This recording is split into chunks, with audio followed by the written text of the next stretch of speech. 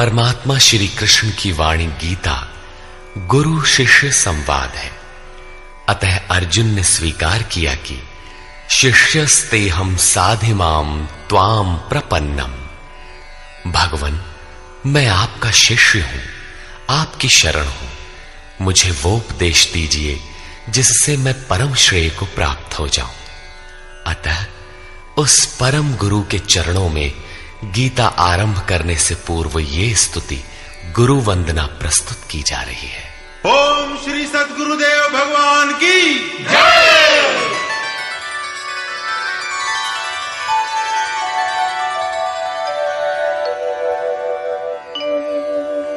जय सद्गुरुदेवं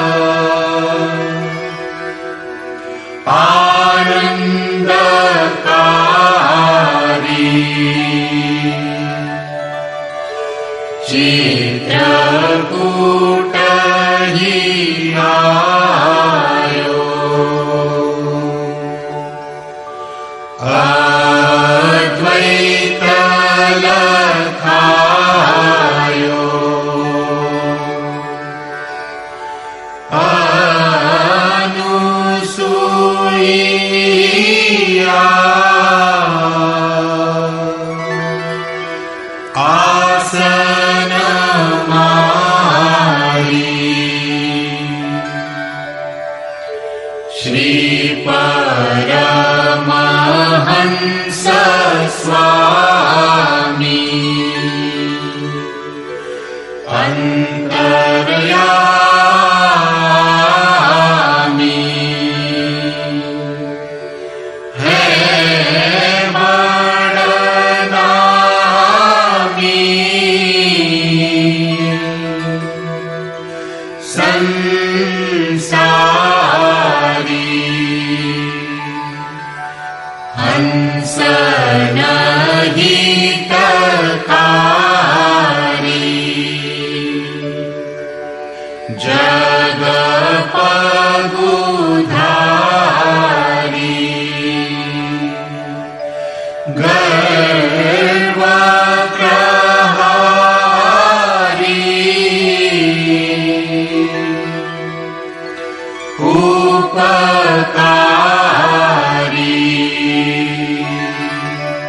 सत पंथ चलायो भरम मिटायो रूप लखायो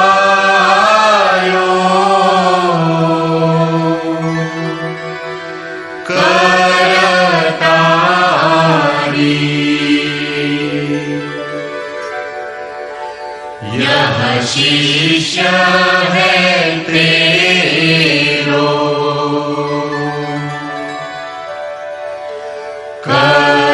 करतनी हो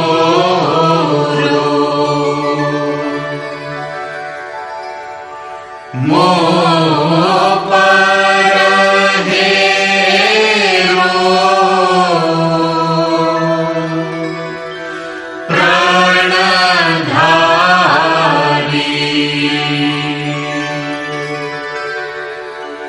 जय सद्गुरुदेवम्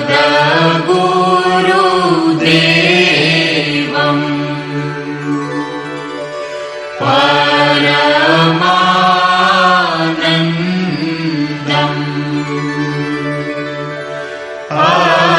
अमर शरीरम्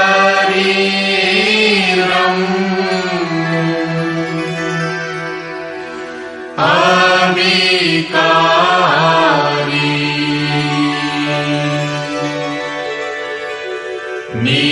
निरगुण निरमूलम्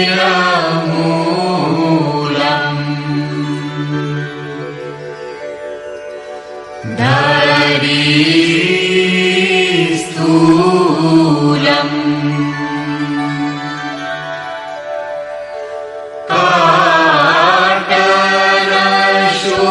काटनशूलम्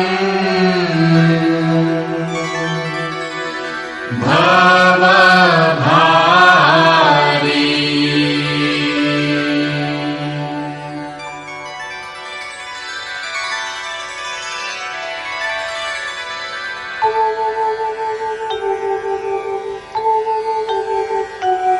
ओम जय गुरुदेव जय गुरुदेव जय गुरुदेव जय गुरुदेव ओम जय गुरुदेव जय गुरुदेव जय गुरुदेव जय गुरुदेव ओम जय गुरुदेव जय गुरुदेव जय गुरुदेव जय गुरुदेव। अमृतंश बहनों तथा भाइयों, जिन महापुरुष ने समस्त वेदों का संकलन किया, वेदांत शास्त्र का प्रवर्तन किया, महाभारत तथा भागवत जिनकी कृतियां हैं, उन्होंने शास्त्रों के रूप में किसी ग्रंथ को मान्यता दी तो वो है भगवान श्री कृष्णोक्त गीता। तरह तरह की पूजा पद्धतियां, परस्पर विरोधी संगठन धर्म के नाम पर प्रचलित हैं, जबकि धर्म का लक्ष्य है एक परमात्मा की शोध। कल्याण स्वरूप वो परमात्मा एक है, उसे प्राप्त करने की निश्चित क्रिया का पालन धर्म है। जब परमात्मा एक है, उसे प्राप्त करने की क्रिया एक है, तो बहुत से पंथ क्यों? इसके समाधान के लिए प्रस्तुत है यथार्थ गीता का भावांश, ये गीता कैसेट। धर्म के सरल स्वरूप और उसकी प्राप्ति हेतु निर्धारित क्रिया का क्रमबद्ध तथा पूर्ण विवरण योगेश्वर श्री कृष्णोक्त गीता है। विश्व के प्रत्येक महापुरुष ने जो कुछ भी साधन बताया है, वो सब का सब तथा अनेक गोपनीय स्थितियों का स्पष्टीकरण अकेले गीता में है। इसलिए संपूर्ण मानव जाति के कल्याण का अतर्क शास्त्र गीता है। महाभारत में संकेत है कि जब कौरवों और पांडवों की सेनाएं आमने सामने खड़ी हो गईं, तो संपूर्ण निशांतर कौरवों में प्रवेश कर गए और सभी देवता पांडवों में। इस कथन से महर्षि व्यास ने स्पष्ट कर दिया कि गीता के सभी पात्र देवता या असुर हैं तथा प्रतीकात्मक हैं। प्रत्येक मनुष्य के अंतःकरण में दैवी और आसुरी दो प्रकृतियां अनादिकाल से हैं। दैवी शक्तियों के सहयोग से जब मनुष्य अपने आत्म स्वरूप की ओर अग्रसर होता है, तो काम, क्रोध, राग, द्वेष इत्यादि आसुरी वृत्तियां बाधा के रूप में आक्रमण करती हैं। उनका पार पाना ही वास्तविक युद्ध है। अर्जुन श्रेय के लिए विकल था। उसकी दृष्टि में श्रेय का उपाय था कुल धर्म, पिंडोदक क्रिया, वर्ण संकर से बचाव, कुल क्षय से बचने के लिए युद्ध न करना इत्यादि। मात्र इतनी सी शंका के समाधान हेतु भगवान को उसे 18 अध्याय गीता समझानी पड़ी। अंत में पूछा कि क्या तेरा मोह नष्ट हुआ? अर्जुन ने स्वीकार किया कि भगवान, मेरा मोह नष्ट हो गया और अब मैं वैसा ही करूंगा जैसा भगवान ने उपदेश दिया है। वस्तुतः ये केवल अर्जुन की शंका नहीं थी, बल्कि मानव मात्र की शंका है कि श्रेय क्या है, उसे कैसे प्राप्त करें। इसलिए स्त्री पुरुष, आबाल वृद्ध, मानव मात्र के लिए गीता के 18 अध्याय का अनुशीलन एवं नियमित पाठ नितांत आवश्यक है, जिससे ब्रह्म विधि की स्मृति सृजित रहे तथा बच्चों में भी इन कल्याणकारी संस्कारों का सृजन हो सके। इस गीता ज्ञान के बिना कोई भी मनुष्य उस ईश्वर के पथ पर नहीं चल सकता। अक्षय सुख, शाश्वत शांति, लोक में समृद्धि तथा मूल शंका समाधान हेतु इन कैसेटों का संकलन किया गया है। इसके नियमित श्रवण से संपूर्ण परिवार तथा स्वजन समुदाय को सुसंस्कृत करें। संसार में कहीं भी मनुष्य हो, उसके लिए गीता सदैव अमृत वाहिनी है। गीता आपका शास्त्र है। गौरव का विषय है कि 5000 वर्ष से भी अधिक अंतराल के बाद श्री कृष्ण का यथार्थ गायन आपके सम्मुख है। जन्म जन्मांतर की रूढ़ियों से ग्रस्त मस्तिष्क को स्वच्छ कर चिंतन के प्रशस्त पथ पर चलने के लिए इन कैसेटों का प्रसारण प्रातः अवश्य करें।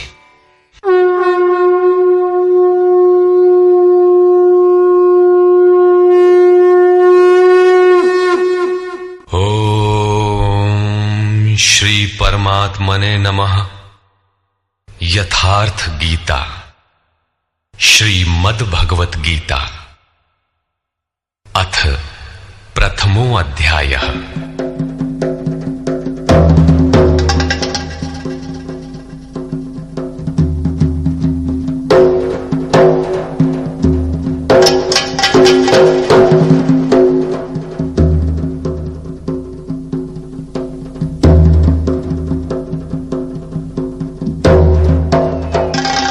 धृतराष्ट्र उवाच।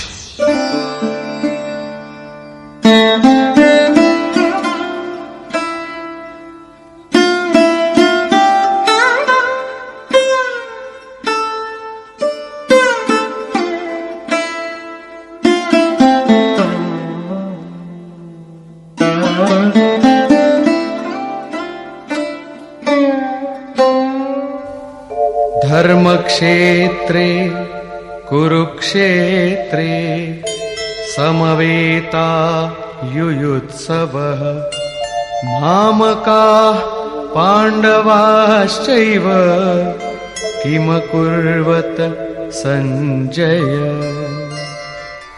धृतराष्ट्र ने पूछा, हे संजय, धर्म क्षेत्र कुरुक्षेत्र में एकत्र युद्ध की इच्छा वाले मेरे और पांडु के पुत्रों ने क्या किया? अज्ञान रूपी धृतराष्ट्र और संयम रूपी संजय। अज्ञान मन के अंतराल में रहता है अज्ञान से आवृत मन धृतराष्ट्र जन्मांध है, किंतु संयम रूपी संजय के माध्यम से यह देखता है, सुनता है। वो समझता है कि परमात्मा ही सत्य है। फिर भी जब तक इससे उत्पन्न मोह रूपी दुर्योधन जीवित है, इसकी दृष्टि सदैव कौरवों पर रहती है, विकारों पर ही रहती है। धर्म एक क्षेत्र है। जब हृदय देश में दैवी संपत्ति का बाहुल्य होता है तो यह शरीर धर्म क्षेत्र बन जाता है, और जब इसमें आसुरी संपत्ति का बाहुल्य होता है तो यह शरीर कुरुक्षेत्र बन जाता है।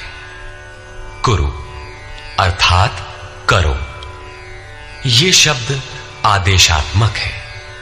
भगवान श्री कृष्ण कहते हैं, प्रकृति से उत्पन्न तीनों गुणों द्वारा परवश होकर मनुष्य कर्म करता है। वो क्षण मात्र भी कर्म किए बिना नहीं रह सकता, गुण उससे करा लेते हैं।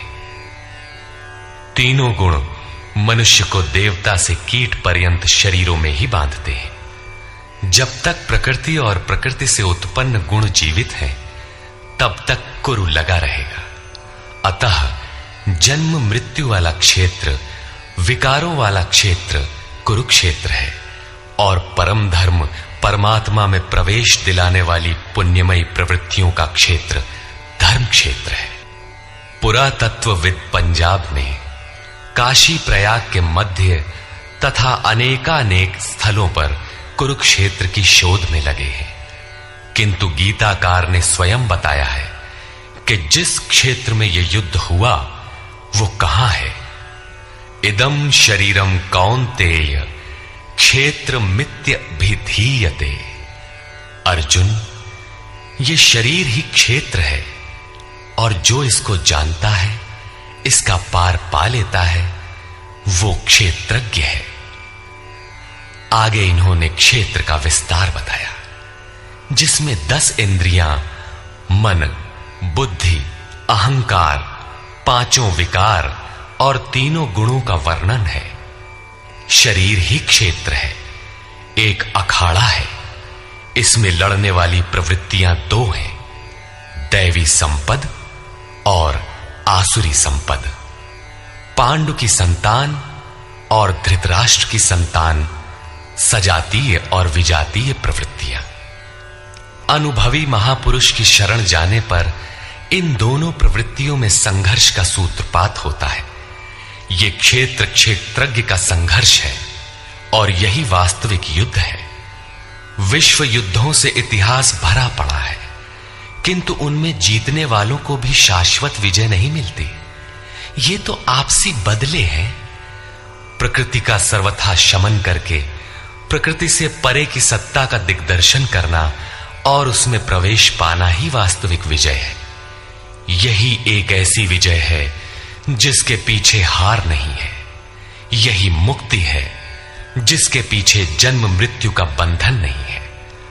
इस प्रकार अज्ञान से आच्छादित प्रत्येक मन संयम के द्वारा जानता है कि क्षेत्र क्षेत्रज्ञ के युद्ध में क्या हुआ। अब जैसा जिसके संयम का उत्थान है, वैसे वैसे उसे दृष्टि आती जाएगी। संजय उवाच। दृष्ट्वा तु पाण्डवानीकम् व्यूढम् दुर्योधनस्तदा आचार्यमुपसंगम्य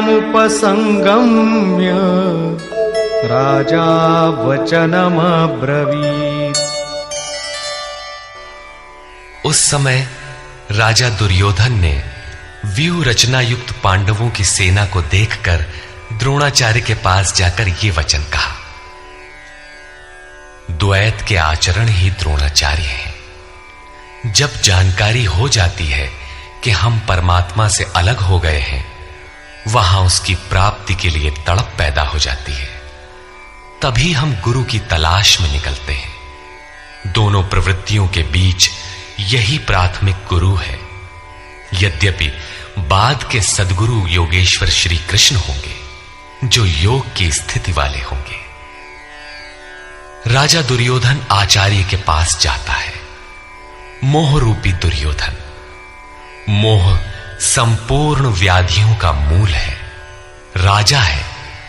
दुर्योधन दुरु अर्थात दूषित, योधन अर्थात वह धन। आत्मिक संपत्ति ही स्थिर संपत्ति है, उसमें जो दोष उत्पन्न करता है वो है मोह। ये प्रकृति की ओर खींचता है और वास्तविक जानकारी के लिए प्रेरणा भी प्रदान करता है। मोह है तभी तक पूछने का प्रश्न भी है, अन्यथा सभी पूर्ण ही हैं।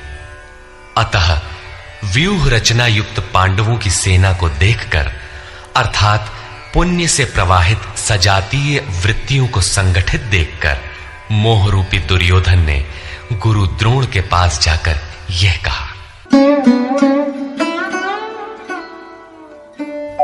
पश्यैतां पांडुपुत्राणां आचार्य महतीं चमू व्यूढ़ां द्रुपदपुत्रेण तव शिष्येण धीमता। हे आचार्य, आपके बुद्धिमान शिष्य द्रुपद पुत्र धृष्टद्युम्न द्वारा व्यूहाकार खड़ी की हुई पांडु पुत्रों की इस भारी सेना को देखिए। शाश्वत अचल पद में आस्था रखने वाला दृढ़ मन ही धृष्टद्युम्न है। यही पुण्यमयी प्रवृत्तियों का नायक है। साधन कठिन न मन कर टेका। साधन कठिन नहीं, मन की दृढ़ता कठिन होनी चाहिए। अब देखें सेना का विस्तार। अत्र शूरा महेश्वासा भीमार्जुन समायुधि युयुधानो विराटश्च द्रुपदश्च महारथः। इस सेना में महेश्वासा, महान ईश में वास दिलाने वाले भाव रूपी भीम, अनुराग रूपी अर्जुन के समान बहुत से शूरवीर, जैसे सात्विकता रूपी सात्यकी, विराट सर्वत्र ईश्वरी प्रवाह की धारणा, महारथी राजा द्रुपद अर्थात अचल स्थिति, तथा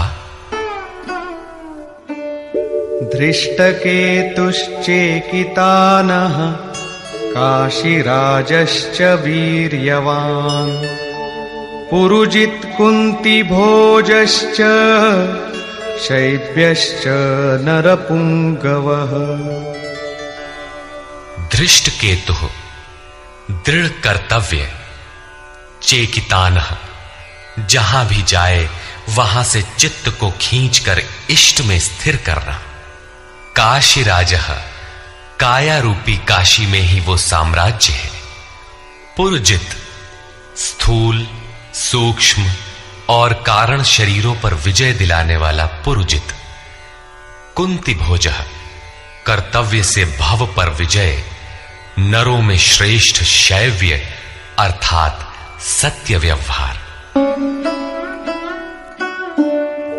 युधामन्युश्च विक्रान्तः उत्तमौजाश्च वीर्यवान् सौभद्रो द्रौपदेयाश्च सर्व एव महारथाः। और पराक्रमी युधामन्यु, युद्ध के अनुरूप मन की धारणा, उत्तमौजाह शुभ की मस्ती, सुभद्रा पुत्र अभिमन्यु। जब शुभ आधार आ जाता है तो मन भय से रहित हो जाता है। ऐसा शुभ आधार से उत्पन्न अभय मन, ध्यान रूपी द्रौपदी के पांचों पुत्र वात्सल्य, लावण्य, सौम्यता, स्थिरता, सहृदयता, सब के सब महारथी है।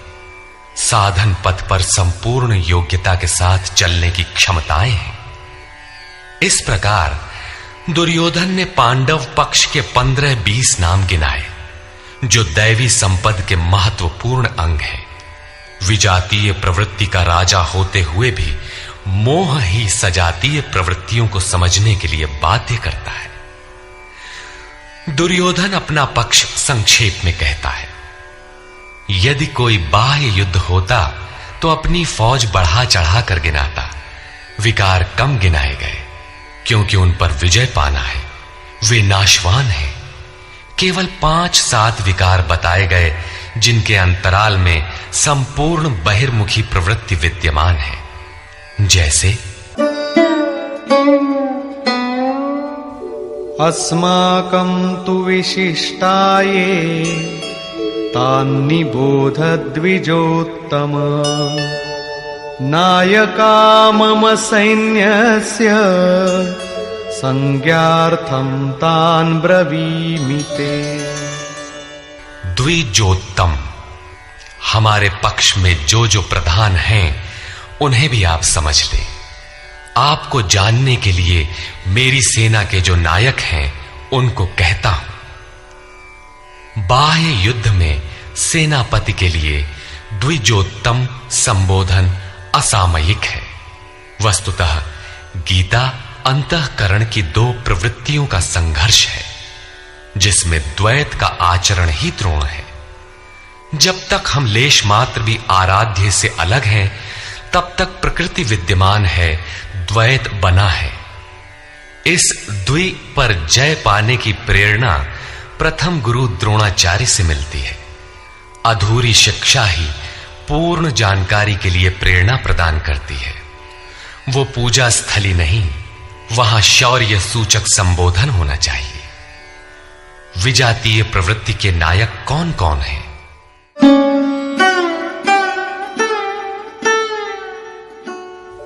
भवान् भीष्मश्च कर्णश्च कृपश्च समितिञ्जयः अश्वत्थामा विकर्णश्च सौमदत्तिस्तथैव च। एक तो स्वयं आप द्वैत के आचरण रूपी द्रोणाचार्य हैं। भ्रम रूपी पितामह भीष्म है। भ्रम इन विकारों का उद्गम है, अंत तक जीवित रहता है, इसलिए पितामह है। समूची सेना मर गई, ये जीवित था। शरशैया पर अचेत था, फिर भी जीवित था। ये है भ्रम रूपी भीष्म। भ्रम अंत तक रहता है। इसी प्रकार विजातीय कर्म रूपी कर्ण तथा संग्राम विजयी कृपाचार्य है। साधनावस्था में साधक द्वारा कृपा का आचरण ही कृपाचार्य है। भगवान कृपाधाम है और प्राप्ति के पश्चात संत का भी वही स्वरूप है।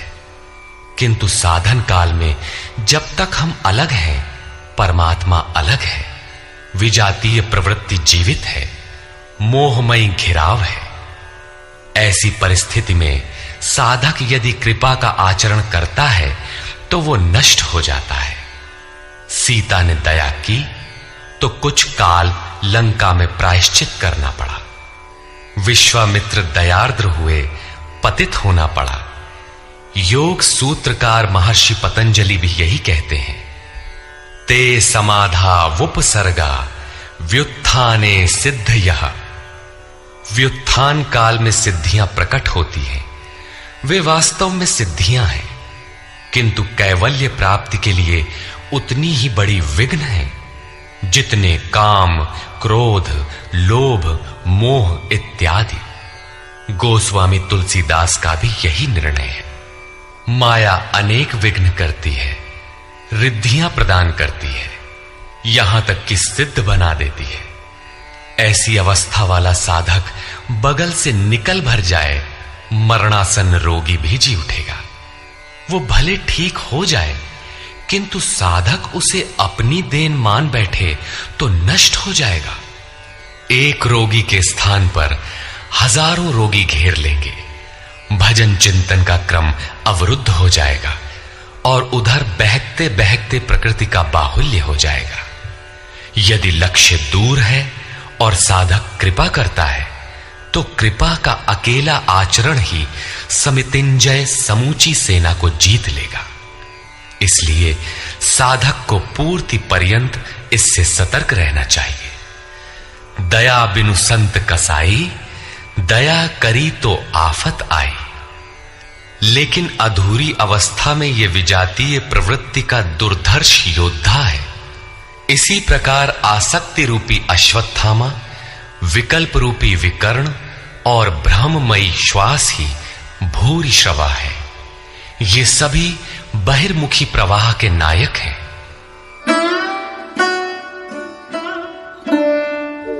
अन्ये च बहवः शूराः मदर्थे त्यक्तजीविताः नानाशस्त्र प्रहरणाः सर्वे युद्धविशारदाः।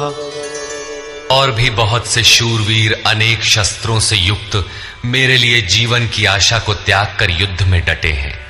सभी मेरे लिए प्राण त्यागने वाले हैं, किंतु उनकी कोई ठोस गणना नहीं है। अब कौन सी सेना किन भावों द्वारा सुरक्षित है, इस पर कहते हैं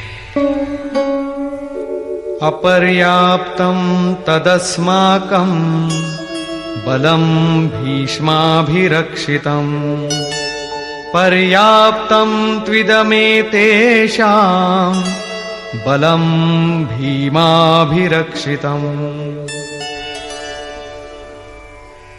भीष्म द्वारा रक्षित हमारी सेना सब प्रकार से अजेय है और भीम द्वारा रक्षित इन लोगों की सेना जीतने में सुगम है।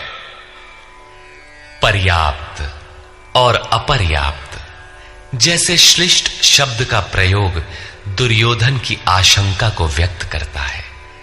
अतः देखना है कि भीष्म कौन सी सत्ता है जिस पर कौरव निर्भर करते हैं, तथा भीम कौन सी सत्ता है जिस पर दैवी संपद संपूर्ण पांडव निर्भर है। दुर्योधन अपनी व्यवस्था देता है कि अयनेषु च सर्वेषु यथा भागमवस्थिताः भीष्ममेवाभिरक्षन्तु भवन्तः सर्व एव हि। इसलिए सब मोर्चों पर अपनी अपनी जगह स्थित रहते हुए आप लोग सबके सब भीष्म की ही सब ओर से रक्षा करें। यदि भीष्म हैं तो हम अजेय हैं, इसलिए आप पांडवों से न लड़कर केवल भीष्म की ही रक्षा करें। कैसा योद्धा है भीष्म, जो स्वयं अपनी रक्षा नहीं कर पा रहा है, कौरवों को उसकी रक्षा व्यवस्था करनी पड़ रही है। यह कोई बाह्य योद्धा नहीं, ब्रह्म ही भीष्म है। जब तक ब्रह्म जीवित है तब तक विजातीय प्रवृत्तियां कौरव अजेय हैं। अजेय का यह अर्थ नहीं कि जिसे जीता ही ना जा सके, बल्कि अजेय का अर्थ दुर्जय है, जिसे कठिनाई से जीता जा सकता हो। महा अजय संसार रिपु जीत सकई सो वीर। यदि भ्रम समाप्त हो जाए तो अविद्या अस्तित्वहीन हो जाए। मोह इत्यादि जो आंशिक रूप से बचे भी हैं, शीघ्र ही समाप्त हो जाएंगे। भीष्म की इच्छा मृत्यु थी, इच्छा ही भ्रम है। इच्छा का अंत और भ्रम का मिटना एक ही बात है। इसी को संत कबीर ने सरलता से कहा, इच्छा काया इच्छा माया इच्छा जग उपजाया। कह कबीर जे इच्छा विवर्जित ताका पार न पाया। जहां भ्रम नहीं होता वो अपार और अव्यक्त है। इस शरीर के जन्म का कारण इच्छा है, इच्छा ही माया है और इच्छा ही जगत की उत्पत्ति का कारण है। सो कामयत तदैक्षत बहुश्याम प्रजायेय इति।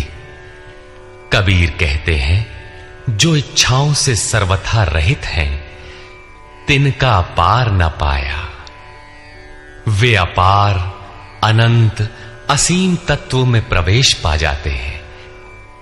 यो कामो निष्काम आप्त काम आत्म कामो न तस्य प्राणा उत्क्रामंति ब्रह्म व सन ब्रह्माप्येति।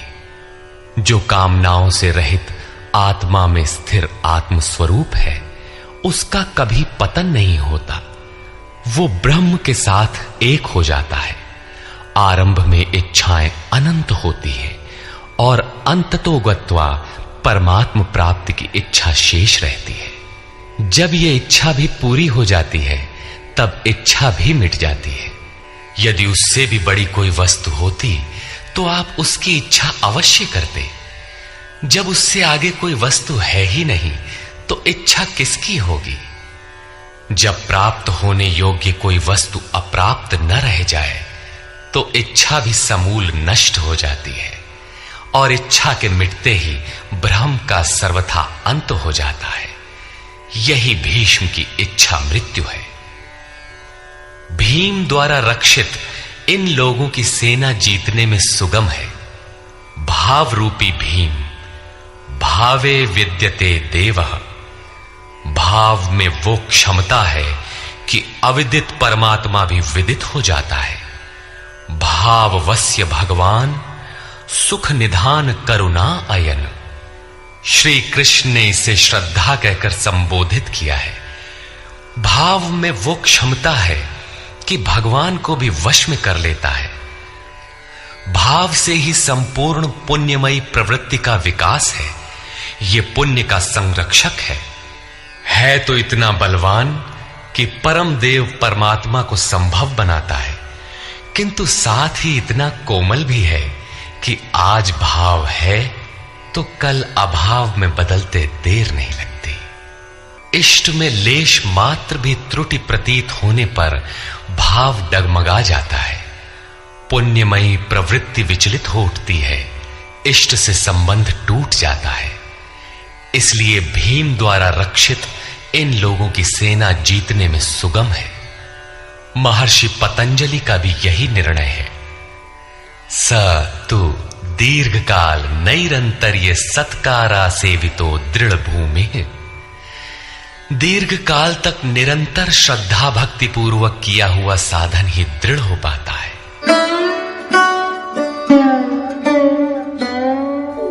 तस्य संजनयन् हर्षं कुरु वृद्धः पितामहः।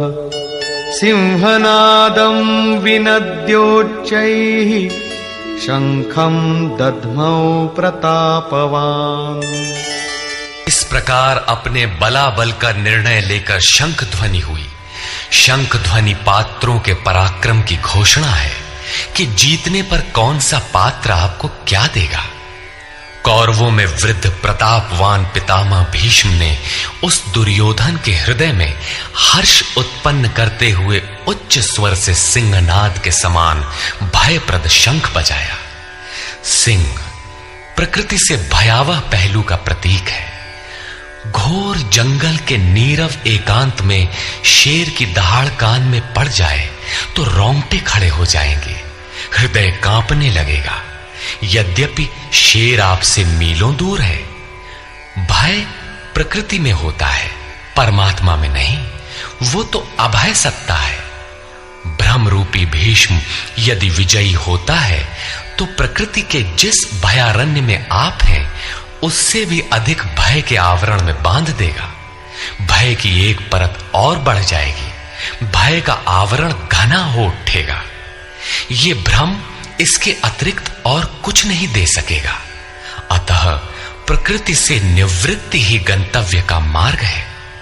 संसार में प्रवृत्ति तो भवाटवी है, घोर अंधकार की छाया है। इसके आगे कौरवों की कोई घोषणा नहीं है। कौरवों की ओर से कई बाजे एक साथ बजे, किंतु कुल मिलाकर वे भी भय ही प्रदान करते हैं, इससे अधिक कुछ नहीं। प्रत्येक विकार कुछ न कुछ भय तो देता ही है। इसलिए उन्होंने भी घोषणा की, ततः शंखाश्च भैर्यश्च पणवानक गोमुखाः सहसैवाभ्यहन्यन्त सशब्दस्तु मूलोऽभवत्। तदनंतर अनेक शंख, नगारे, ढोल और नरसिंहादि बाजे एक साथ ही बजे। उनका शब्द भी बड़ा भयंकर हुआ।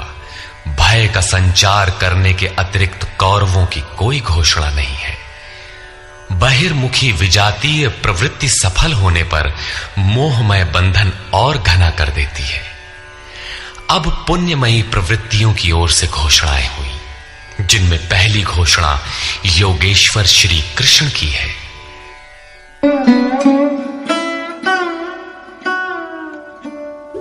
ततः श्वेतैर्हयैर्युक्ते महती स्यन्दने स्थितौ माधव पाण्डवश्चैव दिव्यौ शंखौ प्रदध्मतु। इसके उपरांत श्वेत घोड़ों से युक्त, जिनमें लेश मात्र कालिमा दोष नहीं है, श्वेत सात्विक निर्मलता का प्रतीक है। महति स्यन्दने, महान रथ पर बैठे हुए योगेश्वर श्री कृष्ण और अर्जुन ने भी अलौकिक शंख बजाए। अलौकिक का अर्थ है लोकों से परे। मृत्युलोक, देवलोक, ब्रह्मलोक, जहां तक जन्म मरण का भय है, उन समस्त लोकों से परे पारलौकिक पारमार्थिक स्थिति प्रदान करने की घोषणा योगेश्वर श्री कृष्ण की है। सोने चांदी काठ का रथ नहीं, रथ अलौकिक, शंख अलौकिक, अतः घोषणा भी अलौकिक ही है। लोकों से परे एकमात्र ब्रह्म है, सीधा उससे संपर्क स्थापित कराने की घोषणा है। पांचजन्यं ऋषिकेशो देवदत्तं धनञ्जयः पौंड्रं दध्मौ महाशंखं भीमकर्मावृकोदरः।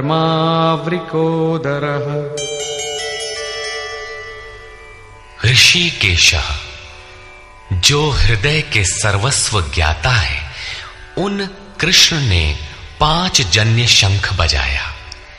पांचों ज्ञानेंद्रियों को पंच तन्मात्राओं शब्द, स्पर्श, रूप, रस, गंध के रसों से समेटकर अपने जन भक्त की श्रेणी में ढालने की घोषणा की।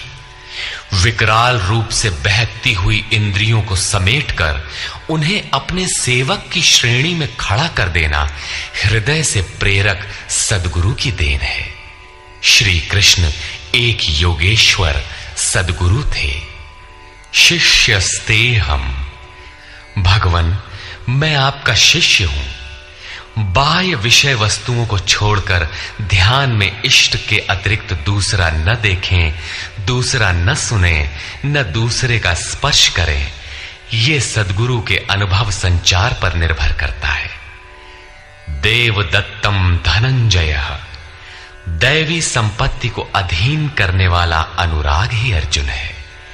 इष्ट के अनुरूप लगाव, जिसमें विरह, वैराग्य, अश्रुपात हो। गदगद गिरा नयन बह नीरा, रोमांच हो। इष्ट के अतिरिक्त अन्य विषय वस्तु का लेश मात्र टकराव न होने पाए, उसी को अनुराग कहते हैं। यदि ये सफल होता है तो परम देव परमात्मा में प्रवेश दिलाने वाली दैवी संपद पर आधिपत्य प्राप्त कर लेता है। इसी का दूसरा नाम धनंजय भी है। एक धन तो बाहरी संपत्ति है, जिससे शरीर निर्वाह की व्यवस्था होती है। आत्मा से इसका कोई संबंध नहीं है। इससे परे स्थिर आत्मिक संपत्ति ही निज संपत्ति है। बृहदारण्य कोपनिषद में याज्ञवल्क्य ने मैत्रेयी को यही समझाया कि धन से संपन्न पृथ्वी के स्वामित्व से भी अमृतत्व की प्राप्ति नहीं हो सकती। उसका उपाय आत्मिक संपत्ति है। भयानक कर्म वाले भीमसेन ने पौंड्र अर्थात प्रीति नामक महाशंख बजाया।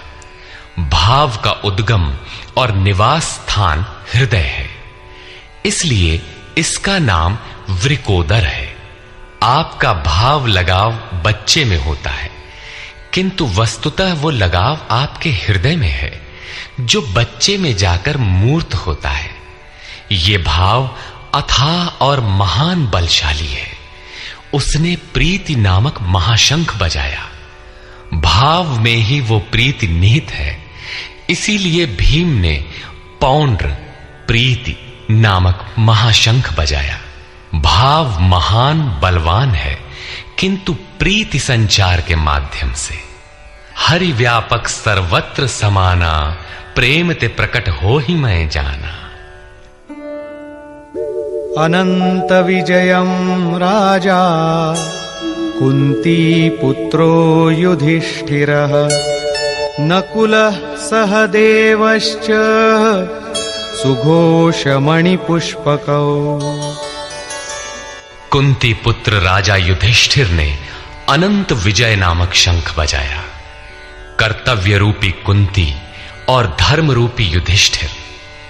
धर्म पर स्थिरता रहेगी तो अनंत विजयम, अनंत परमात्मा में स्थिति दिलाएगा। युद्धे स्थिरः सह युधिष्ठिरः। प्रकृति पुरुष क्षेत्र क्षेत्रज्ञ के संघर्ष में स्थिर रहता है, महान दुख से भी विचलित नहीं होता। तो एक दिन जो अनंत है, जिसका अंत नहीं है, वो है परम तत्व परमात्मा, उस पर विजय दिला देता है। नियम रूपी नकुल ने सुघोष नामक शंख बजाया। ज्यों ज्यों नियम उन्नत होगा, अशुभ का शमन होता जाएगा, शुभ घोषित होता जाएगा। सत्संग रूपी सहदेव ने मणि पुष्पक शंख बजाया। मनीषियों ने प्रत्येक श्वास को बहुमूल्य मणि की संज्ञा दी है। हीरा जैसी श्वासा बातों में बीती जाए। एक सत्संग तो वो है जो आप सत्पुरुषों की वाणी से सुनते हैं, किंतु यथार्थ सत्संग आंतरिक है। श्री कृष्ण के अनुसार आत्मा ही सत्य है, सनातन है। चित्त सब ओर से सिमटकर आत्मा की संगत करने लगे, यही वास्तविक सत्संग है। ये सत्संग चिंतन, ध्यान और समाधि के अभ्यास से संपन्न होता है। ज्यों ज्यों सत्य के सान्निध्य में सुरत टिकती जाएगी, त्यों त्यों एक एक श्वास पर नियंत्रण मिलता जाएगा। मन सहित इंद्रियों का निरोध होता जाएगा। जिस दिन सर्वथा निरोध होगा, वस्तु प्राप्त हो जाएगी। वाद्य यंत्रों की तरह चित्त का आत्मा के स्वर में स्वर मिलाकर संगत करना ही सत्संग है। बाह्य मणि कठोर है, किंतु श्वास मणि पुष्प से भी कोमल है। पुष्प तो विकसित होने या टूटने पर कुम्हलाता है, किंतु आप अगले श्वास तक जीवित रहने की गारंटी नहीं दे सकते। किंतु सत्संग सफल होने पर प्रत्येक श्वास पर नियंत्रण दिलाकर परम लक्ष्य की प्राप्ति करा देता है। इसके आगे पांडवों की कोई घोषणा नहीं है, किंतु प्रत्येक साधन कुछ न कुछ निर्मलता के पथ में दूरी तय करता है। आगे कहते हैं,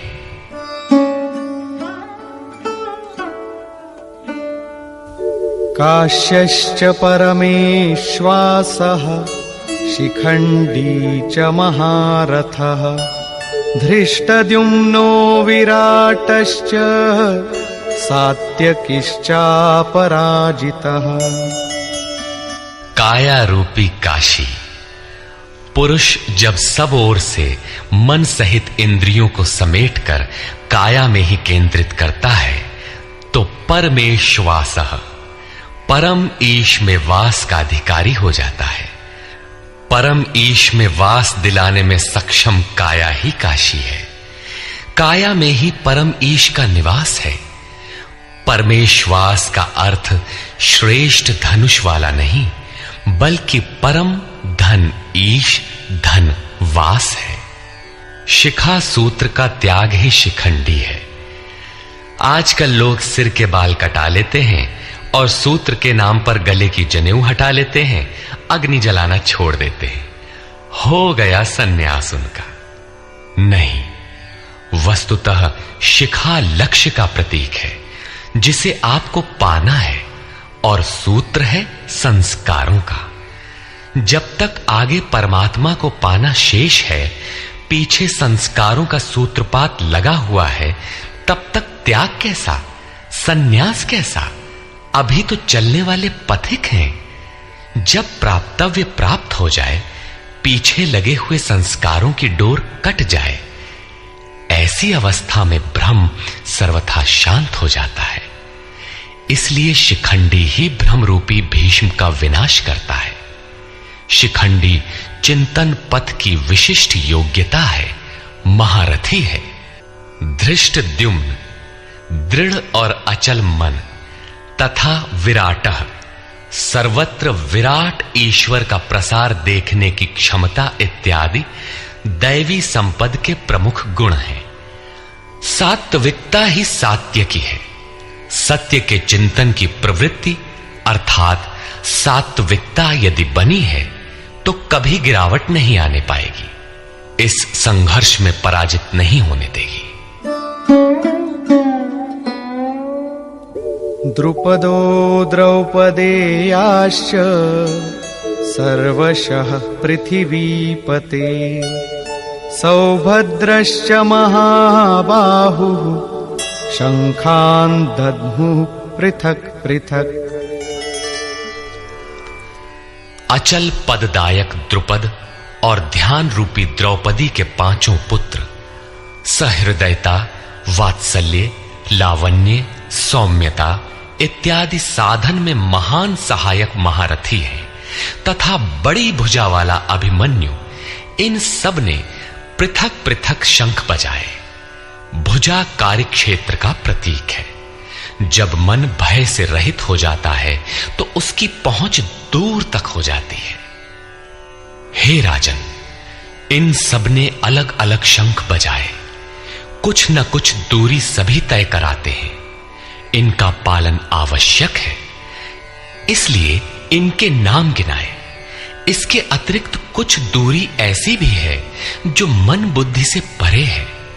भगवान स्वयं ही अंतःकरण में विराज कर तय कराते हैं।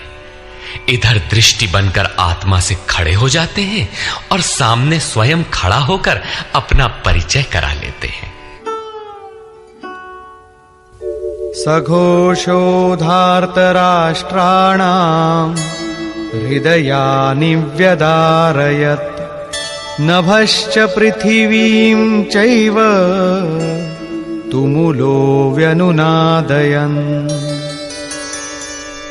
उस घोर शब्द ने आकाश और पृथ्वी को भी शब्दायमान करते हुए धृतराष्ट्र पुत्रों के हृदय विदीर्ण कर दिए। सेना तो पांडवों की ओर भी थी, किंतु हृदय विदीर्ण हुए धृतराष्ट्र पुत्रों के।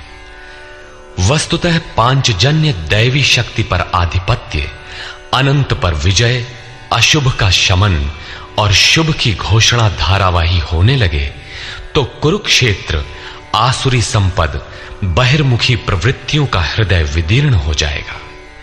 उनका बल शनैः शनैः क्षीण होने लगता है।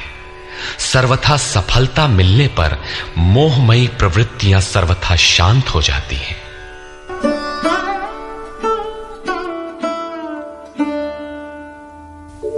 अथ व्यवस्थितान् दृष्ट्वा धार्तराष्ट्रान् कपिध्वजः प्रवृत्ते शस्त्रसम्पाते धनुरुद्यम्य पाण्डवः ऋषिकेशं तदा वाक्यम् इदमाह महीपते सेनयोरुभयोर्मध्ये रथं स्थापयमेच्युत।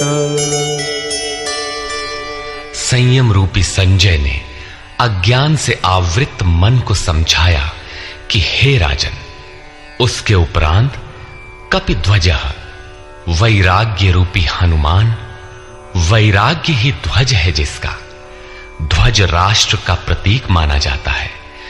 कुछ लोग कहते हैं ध्वजा चंचल थी, इसलिए कपिध्वज कहा गया, किंतु नहीं, यहां कपि साधारण बंदर नहीं, स्वयं हनुमान थे, जिन्होंने मान अपमान का हनन किया था। सममान निरादर आदरहीन। प्रकृति की देखी सुनी वस्तुओं से, विषयों से राग का त्याग ही वैराग्य है। अतः वैराग्य ही जिसकी ध्वजा है, उस अर्जुन ने व्यवस्थित रूप से धृतराष्ट्र पुत्रों को खड़े देखकर शस्त्र चलने की तैयारी के समय धनुष उठाकर ऋषिकेशम, जो हृदय के सर्वस्व ज्ञाता है, उन योगेश्वर श्री कृष्ण से ये वचन कहा, हे अच्युत, जो कभी च्युत नहीं होता, मेरे रथ को दोनों सेनाओं के बीच खड़ा करिए। यहां सारथी को दिया गया आदेश नहीं, इष्ट सदगुरु से की गई प्रार्थना है, किस लिए खड़ा करें?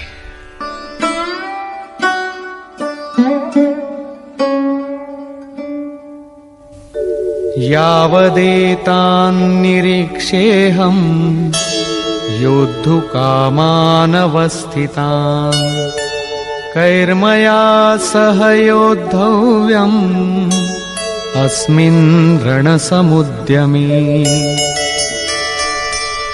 जब तक मैं इन स्थित हुए युद्ध की कामना वालों को अच्छी प्रकार देख न लूं कि इस युद्ध के उद्योग में मुझे किन किन के साथ युद्ध करना योग्य है, इस युद्ध व्यापार में मुझे किन किन के साथ युद्ध करना है। योत्स्यमानान् वेक्षेऽहम् य एतेऽत्र समागताः धार्तराष्ट्रस्य दुर्बुद्धेर्युद्धे प्रियचिकीर्षवः।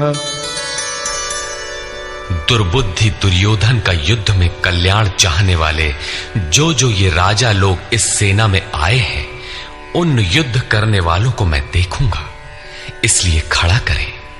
मोह रूपी दुर्योधन, मोहमयी प्रवृत्तियों का कल्याण चाहने वाले जो राजा इस युद्ध में आए हैं, उनको मैं देख लूं। संजय उवाच।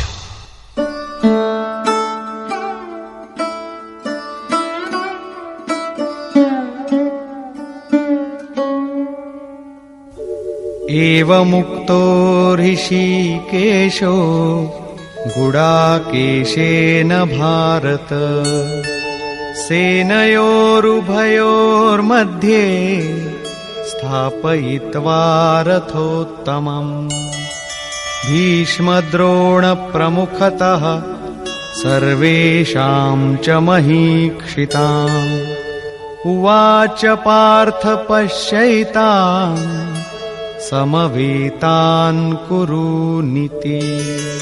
संजय बोला, निद्राजयी अर्जुन द्वारा इस प्रकार कहे जाने पर हृदय के ज्ञाता श्री कृष्ण ने दोनों सेनाओं के बीच भीष्म, द्रोण और महीक्षिताम, शरीर रूपी पृथ्वी पर अधिकार जमाए हुए संपूर्ण राजाओं के बीच उत्तम रथ को खड़ा करके कहा कि पार्थ, इन इकट्ठे हुए कौरवों को देख, यहां उत्तम रथ सोने चांदी का रथ नहीं है।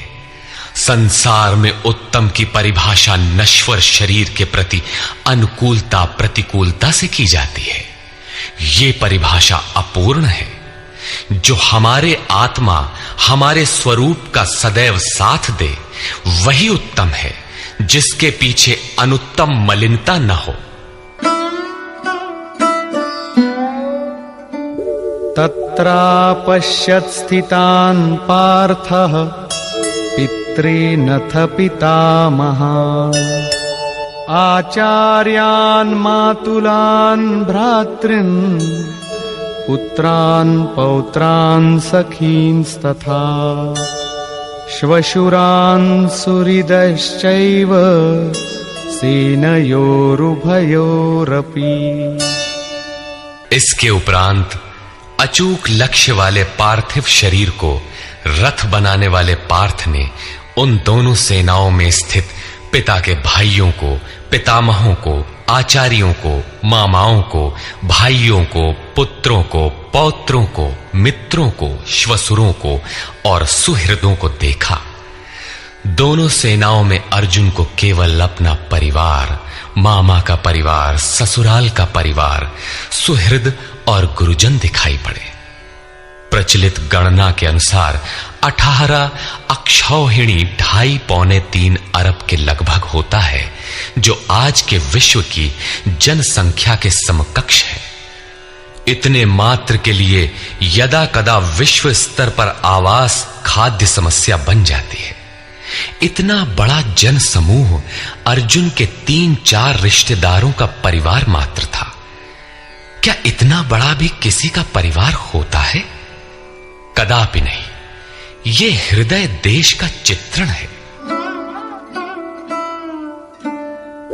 तान् समीक्ष्य स कौन्तेयः सर्वान् बन्धूनवस्थितान् कृपया परयाविष्टो विषीदन्निदमब्रवीत्।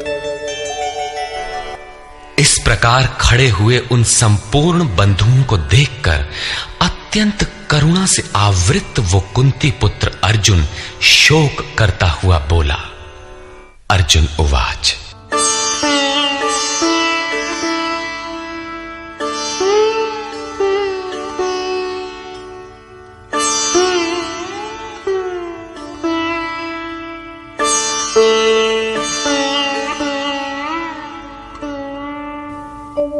दृष्ट्वेमं स्वजनं कृष्ण युयुत्सुं समुपस्थितम् सीदन्ति मम गात्राणि मुखं च परिशुष्यति वेपथुश्च शरीरे मे रोमहर्षश्च जायते। हे कृष्ण, इस युद्ध की इच्छा वाले खड़े हुए स्वजन समुदाय को देखकर मेरे अंग शिथिल हुए जाते हैं, मुख सूखा जाता है और मेरे शरीर में कंप तथा रोमांच हो रहा है। इतना ही नहीं, गांडीवं स्रंसते हस्तात् त्वक्चैव परिदह्यते न च शक्नोम्यवस्थातुं भ्रमतीव च मे मनः। हाथ से गांडीव गिरता है, त्वचा भी जल रही है। अर्जुन को ज्वर सा हो आया, संतप्त हो उठा कि ये कैसा युद्ध है जिसमें स्वजन ही खड़े हैं। अर्जुन को भ्रम हो गया।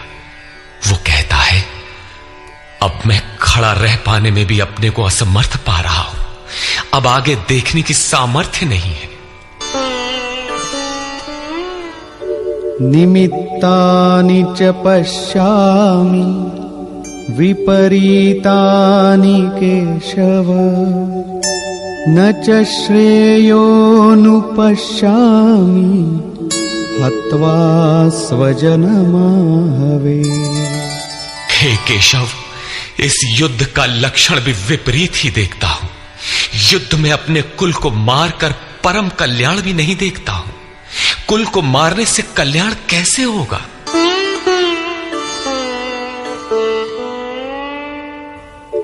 न कांक्षे विजयं कृष्ण न च राज्यं सुखानि च किन्नो राज्येन गोविन्द किं भोगैर्जीवितेन वा। संपूर्ण परिवार युद्ध के मुहाने पर है। इन्हें युद्ध में मारकर विजय से मिलने वाला राज्य और राज्य से मिलने वाला सुख अर्जुन को नहीं चाहिए। वो कहता है, हे श्री कृष्ण, मैं विजय नहीं चाहता, राज्य तथा सुख भी नहीं चाहता। हे गोविंद, हमें राज्य या भोग अथवा जीवन से भी क्या प्रयोजन है? क्यों?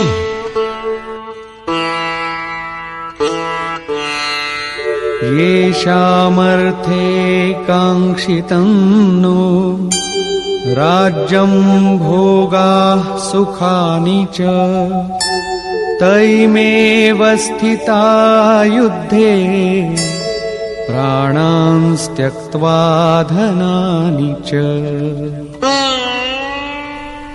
हमें जिनके लिए राज्य भोग और सुखादिक इच्छित हैं, वे ही परिवार जीवन की आशा त्याग कर युद्ध के मैदान में खड़े। हमें राज्य इच्छित था तो परिवार को लेकर, भोग सुख और धन की पिपासा थी तो स्वजन और परिवार के साथ उन्हें भोगने की थी। किंतु जब सब के सब प्राणों की आशा त्याग कर खड़े हैं तो मुझे सुख राज्य या भोग नहीं चाहिए। ये सब इन्हीं के लिए प्रिय थे। इनसे अलग होने पर हमें इनकी आवश्यकता नहीं है। जब तक परिवार रहेगा तब तक ये वासनाएं भी रहती हैं। झोपड़ी में रहने वाला भी अपने परिवार, मित्र और स्वजन को मारकर विश्व का साम्राज्य स्वीकार नहीं करेगा। अर्जुन यही कहता है कि हमें भोग प्रिय थे, विजय प्रिय थी, किंतु जिनके लिए थी जब वे ही नहीं रहेंगे तो भोगों से क्या प्रयोजन। इस युद्ध में मारना किसे है।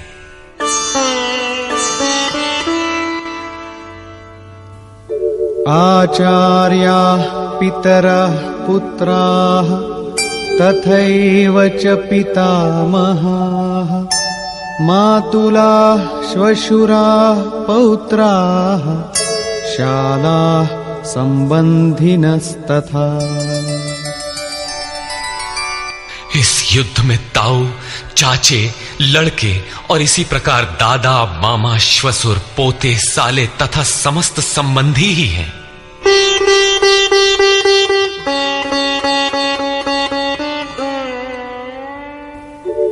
एतान्न हन्तुमिच्छामि घ्नतोऽपि मधुसूदन अपि त्रैलोक्यराज्यस्य हेतो किन्नु मही कृते।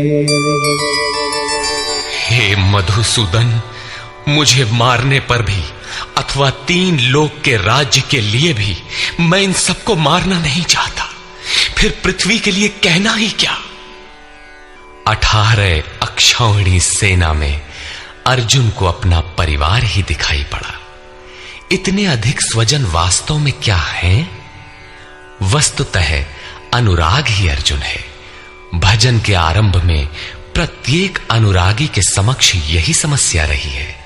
सभी चाहते हैं कि हम भजन करें, उस परम सत्य को पालें, किंतु किसी अनुभवी सद्गुरु के संरक्षण में कोई अनुरागी जब क्षेत्रज्ञ के संघर्ष को समझता है कि हमें किन से लड़ना है तो वो हताश हो जाता है। वो चाहता है कि हमारे पिता का परिवार, ससुराल का परिवार, मामा का परिवार, सुहृद, मित्र और गुरुजन साथ रहे, सभी सुखी रहें और इन सब की व्यवस्था करते हुए हम परमात्म स्वरूप की प्राप्ति भी कर लें। किंतु जब वो समझता है कि आराधना में अग्रसर होने के लिए परिवार छोड़ना होगा, इन संबंधों का मोह समाप्त करना होगा, तो वो अधीर हो उठता है। पूज्य महाराज जी कहा करते थे, मरना और साधु होना बराबर है। साधु के लिए सृष्टि में दूसरा कोई जीवित है भी, किंतु घर वालों के नाम पर कोई नहीं है। यदि कोई है तो लगाव है, मोह समाप्त कहां हुआ।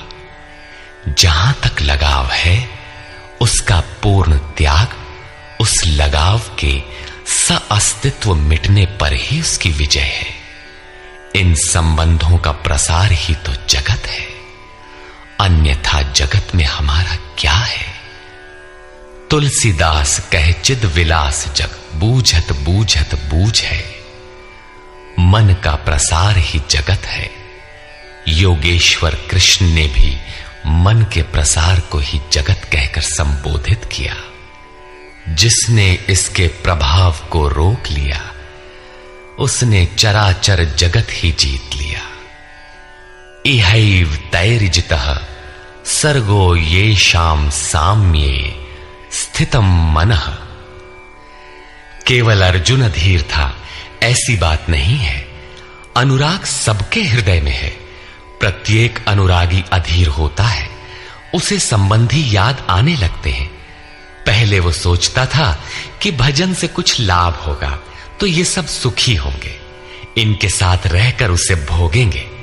जब ये साथ ही नहीं रहे तो सुख लेकर क्या करेंगे। अर्जुन की दृष्टि राज्य सुख तक ही सीमित थी। वो त्रिलोकी के साम्राज्य को ही सुख की पराकाष्ठा समझता था। इसके आगे भी कोई सत्य है, इसकी जानकारी अर्जुन को अभी नहीं है।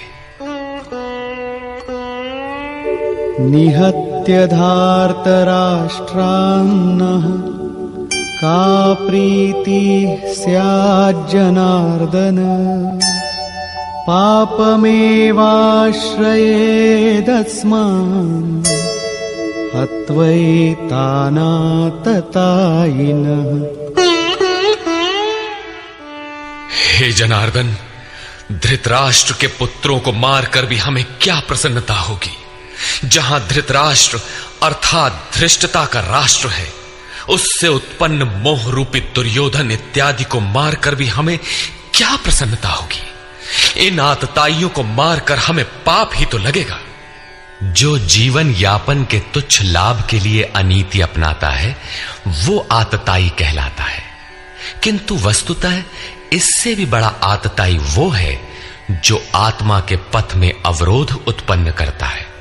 आत्मदर्शन में बाधक काम, क्रोध, लोभ, मोह आदि का समूह ही आतताई है।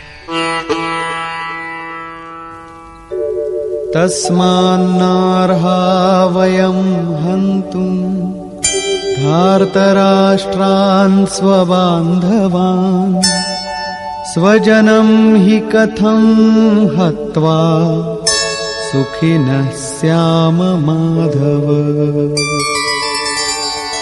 इससे हे माधव, अपने बांधव धृतराष्ट्र के पुत्रों को मारने के लिए हम योग्य नहीं हैं। स्वबांधव कैसे? वे तो शत्रु थे ना। वस्तुतः शरीर के रिश्ते अज्ञान से उत्पन्न होते हैं। ये मामा है, ससुराल है, स्वजन समुदाय है, ये सब अज्ञान ही तो है। जब शरीर ही नश्वर है तब इसके रिश्ते ही कहां रहेंगे। मोह है तभी तक सुहृद है, हमारा परिवार है, हमारी दुनिया है। मोह नहीं तो कुछ भी नहीं। इसीलिए वे शत्रु भी अर्जुन को स्वजन दिखाई पड़े। वो कहता है कि अपने कुटुंब को मारकर हम कैसे सुखी होंगे।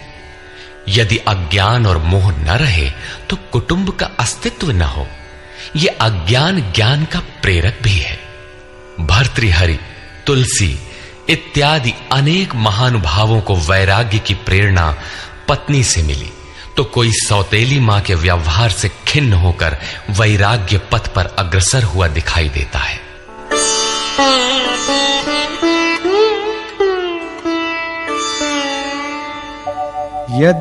यद्यप्येतेन पश्यन्ति लोभोपहत चेतसः कुलक्षयकृतं दोषं मित्रद्रोहे च पातकम्।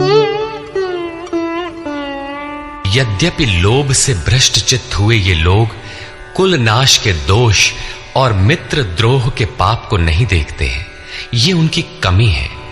फिर भी कथं न ज्ञेयमस्माभिः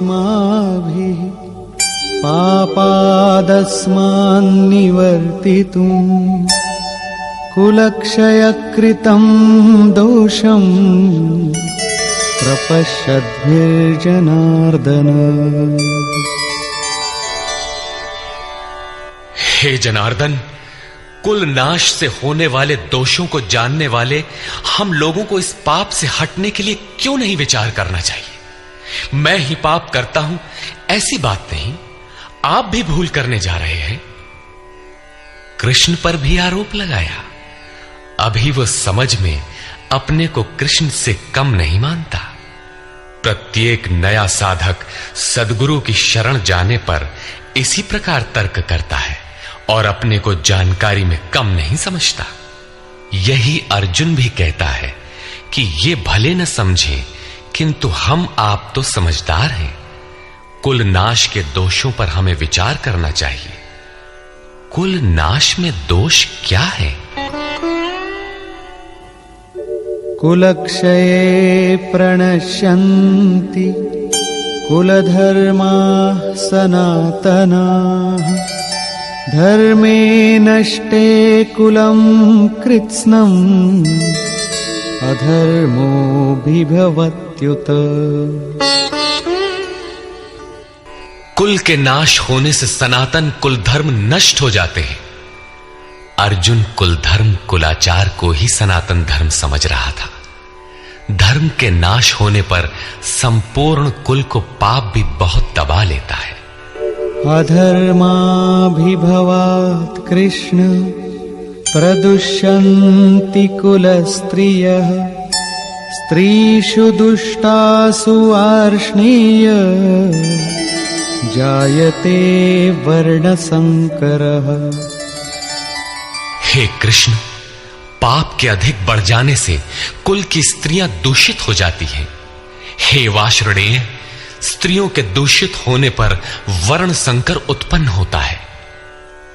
अर्जुन की मान्यता थी कि कुल की स्त्रियों के दूषित होने से वर्ण संकर होता है, किंतु श्री कृष्ण ने इसका खंडन करते हुए आगे बताया कि मैं अथवा स्वरूप में स्थित महापुरुष यदि आराधना क्रम में भ्रम उत्पन्न कर दे तब वर्ण संकर होता है। वर्ण संकर के दोषों पर अर्जुन प्रकाश डालता है।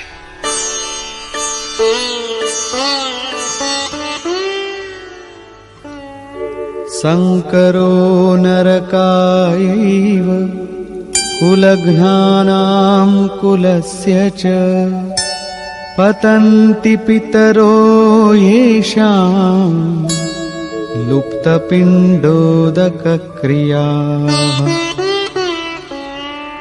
वर्ण संकर कुल घातियों और कुल को नरक में ले जाने के लिए ही होता है। लुप्त हुई पिंड क्रिया वाले इनके पितर लोग भी गिर जाते हैं। वर्तमान नष्ट हो जाता है, अतीत के पितर गिर जाते हैं और भविष्य वाले भी गिरेंगे। इतना ही नहीं, दोषैरेतैः कुलघ्नानां वर्णसंकरकारकैः उत्साद्यन्ते जातिधर्माः कुलधर्माश्च शाश्वताः।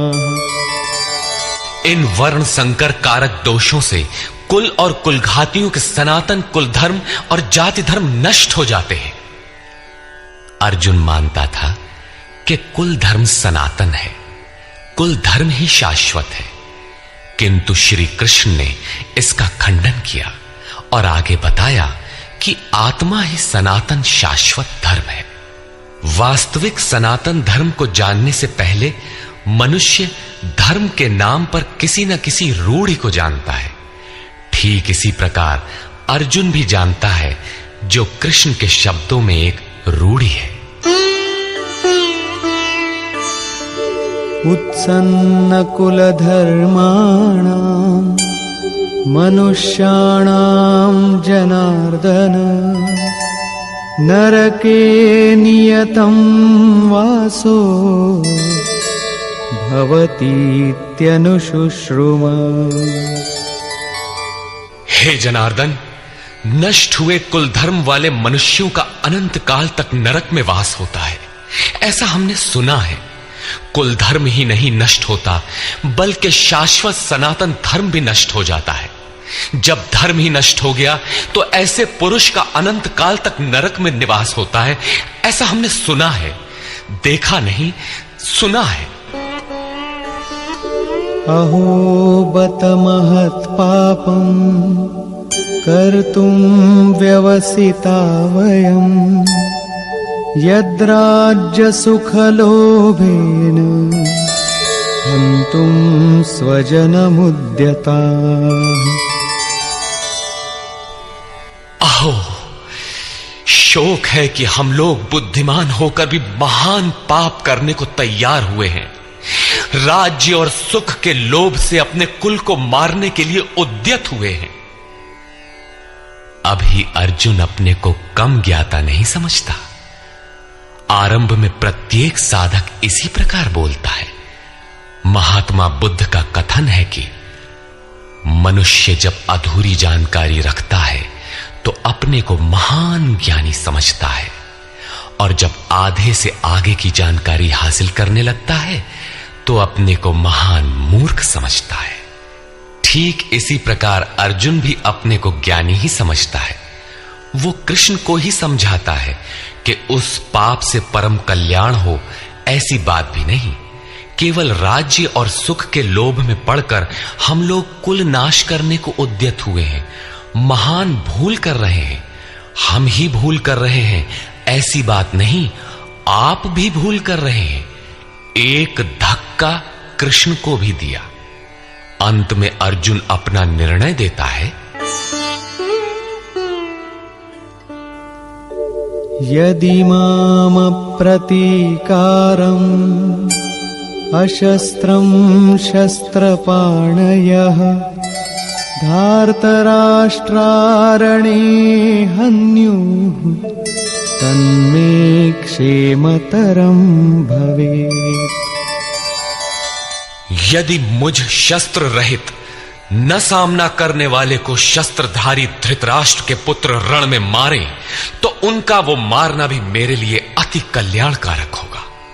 इतिहास तो कहेगा कि अर्जुन समझदार था, जिसने अपनी बलि देकर युद्ध बचा लिया। लोग प्राणों की आहुति दे डालते हैं कि भोले भाले मासूम बच्चे सुखी रहें, कुल तो बचा रहे। मनुष्य विदेश चला जाए, वैभवपूर्ण प्रासाद में रहे, किंतु 2 दिन बाद उसे अपनी छोड़ी हुई झोपड़ी याद आने लगती है। मोह इतना प्रबल होता है। इसीलिए अर्जुन कहता है कि शस्त्रधारी धृतराष्ट्र के पुत्र मुझ न प्रतिकार करने वाले को रण में मार दे, तब भी वो मेरे लिए अति कल्याणकारी होगा, ताकि लड़के तो सुखी रहें। संजय उवाच। एवमुक्त्वा अर्जुनः संख्ये रथोपस्थ उपाविशत् विसृज्य सशरं चापं शोकसंविघ्नमानसः। संजय बोला कि रणभूमि में शोक से उद्विग्न मन वाला अर्जुन इस प्रकार कहकर बाण सहित धनुष को त्याग कर रथ के पिछले भाग में बैठ गया, अर्थात क्षेत्र क्षेत्रज्ञ के संघर्ष में भाग लेने से पीछे हट गया।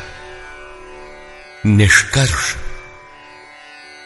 गीता क्षेत्र क्षेत्रज्ञ के युद्ध का निरूपण है। यह ईश्वरीय विभूतियों से संपन्न भगवत स्वरूप को दिखाने वाला गायन है। यह गायन जिस क्षेत्र में होता है वह युद्ध क्षेत्र शरीर है, जिसमें 2 प्रवृत्तियां हैं, धर्म क्षेत्र और कुरुक्षेत्र। उन सेनाओं का स्वरूप और उनके बल का आधार बताया। शंख ध्वनि से उनके पराक्रम की जानकारी मिली। तदनंतर जिस सेना से लड़ना है उसका निरीक्षण हुआ, जिसकी गणना 18 अक्षौहिणी अर्थात लगभग 6.5 अरब कही जाती है, किंतु वस्तुतः वे अनंत हैं। प्रकृति के दृष्टिकोण 2 हैं, एक इष्टोन्मुखी प्रवृत्ति दैवी संपद, दूसरी बहिर्मुखी प्रवृत्ति आसुरी संपद। दोनों प्रकृति ही हैं। एक इष्ट की ओर उन्मुख करती है, परम धर्म परमात्मा की ओर ले जाती है, और दूसरी प्रकृति में विश्वास दिलाती है। पहले दैवी संपद को साध कर आसुरी संपद का अंत किया जाता है, फिर शाश्वत सनातन परब्रह्म के दिग्दर्शन और उसमें स्थिति के साथ दैवी संपद की आवश्यकता शेष हो जाती है। युद्ध का परिणाम निकल आता है। अर्जुन को सैन्य निरीक्षण में अपना परिवार ही दिखाई पड़ता है, जिसे मारना है। जहां तक संबंध है उतना ही जगत है। अनुराग के प्रथम चरण में पारिवारिक मोह बाधक बनता है। साधक जब देखता है कि मधुर संबंधों में इतना विच्छेद हो जाएगा जैसे वे थे ही नहीं, तो उसे घबराहट होने लगती है। स्वजनासक्ति को मारने में उसे अकल्याण दिखाई देने लगता है। वह प्रचलित रूढ़ियों में अपना बचाव ढूंढने लगता है, जैसा अर्जुन ने किया। उसने कहा, कुल धर्म ही सनातन धर्म है। इस युद्ध से सनातन धर्म नष्ट हो जाएगा, कुल की स्त्रियां दूषित होंगी, वर्ण संकर पैदा होगा, जो कुल और कुलघातियों को अनंत काल तक नरक में ले जाने के लिए ही होता है। अर्जुन अपनी समझ से सनातन धर्म की रक्षा के लिए विकल है। उसने श्री कृष्ण से अनुरोध किया कि हम लोग समझदार होकर भी यह महान पाप क्यों करें। अर्थात श्री कृष्ण भी पाप करने जा रहे हैं। अंततोगत्वा पाप से बचने के लिए मैं युद्ध नहीं करूंगा, ऐसा कहता हुआ हताश अर्जुन रथ के पिछले भाग में बैठ गया। क्षेत्रज्ञ के संघर्ष से पीछे हट गया। टीकाकारों ने इस अध्याय को अर्जुन विषाद योग कहा है। अर्जुन अनुराग का प्रतीक है। सनातन धर्म के लिए विकल होने वाले अनुरागी का विषाद योग का कारण बनता है। यही विषाद मनु को हुआ था। हृदय बहुत दुख लाग, जन्म गयऊ हरि भगति बिनु। संशय में पड़कर ही मनुष्य विषाद करता है। उसे संदेह था कि वर्ण संकर पैदा होगा जो नरक में ले जाएगा। सनातन धर्म के नष्ट होने का भी उसे विषाद था। अतः संशय विषाद योग का सामान्य नामकरण इस अध्याय के लिए उपयुक्त है। अतः ओम तत्सदिति श्रीमद् भगवद गीता सूपनिषत्सु ब्रह्म विद्यायाम योग शास्त्रे श्री कृष्णा अर्जुन संवादे संशय विषाद योगो नाम प्रथमोऽध्यायः। इस प्रकार स्वामी अड़गड़ानंद कृत श्रीमद् भगवद गीता के भाष्य यथार्थ गीता का प्रथम अध्याय पूर्ण होता है।